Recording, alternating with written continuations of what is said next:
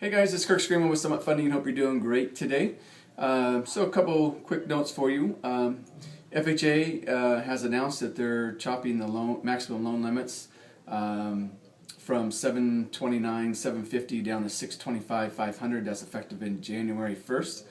And they've chopped the maximum loan limits across the board for the most part. So no matter what area you live in, chances are the FHA loan limit is going to be less. So check with us or a mortgage professional, and you're going to see that the maximum loan limit in your area probably is a bit less than what you're used to. So just good to know for your FHA home buyers.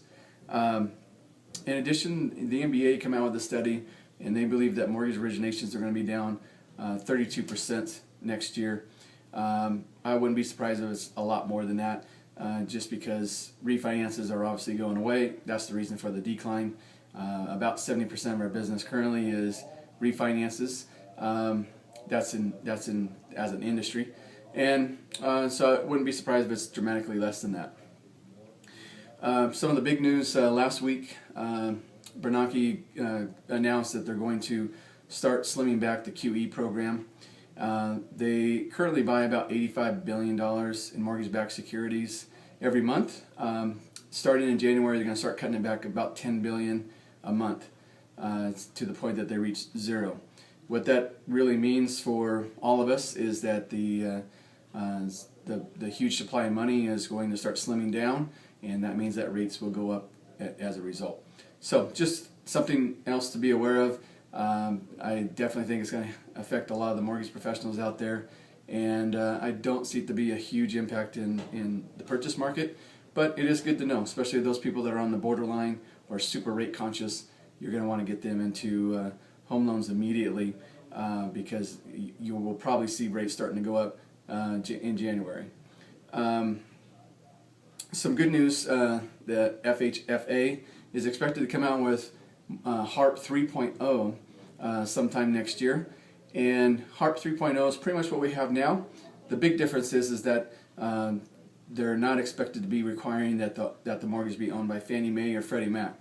And we all know people out there that own homes that need to refinance, that their mortgage isn't owned by Fannie Mae or Freddie Mac, and just haven't been able to get any relief. So should be some good news, providing that the rates just don't shoot up to the point that it wouldn't make sense to refinance anyway.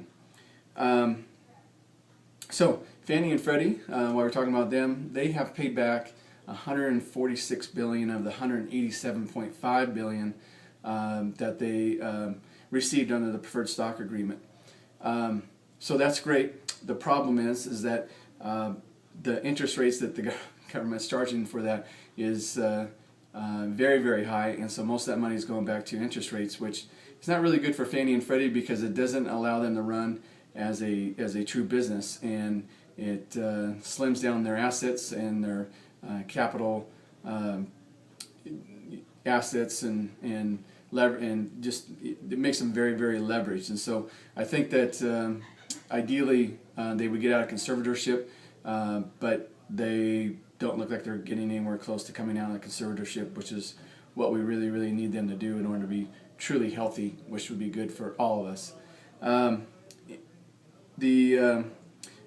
thing that's happening, Warren Buffett has come out with a new company, and it's called Berkshire Hathaway Home Services.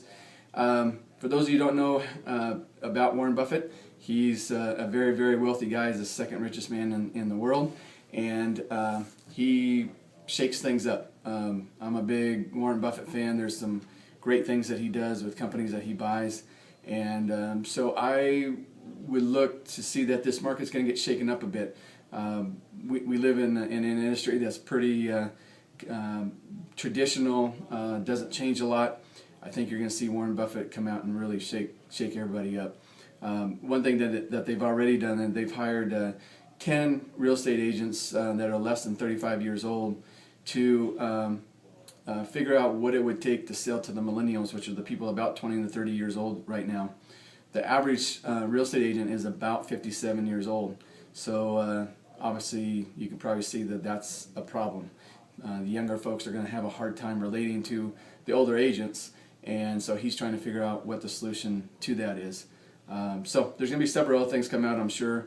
Knowing this guy, he will become a huge player, and I would watch them closely for the things that they do and institute them in your business. Other than that, we're in the holiday season. Hope you eat, drink, be merry, get some rest, and let's rock it in the new year. So thanks for all your past support. Look forward to working with you guys in the new year, and have fun, enjoy the holiday season, and I'll talk to you soon.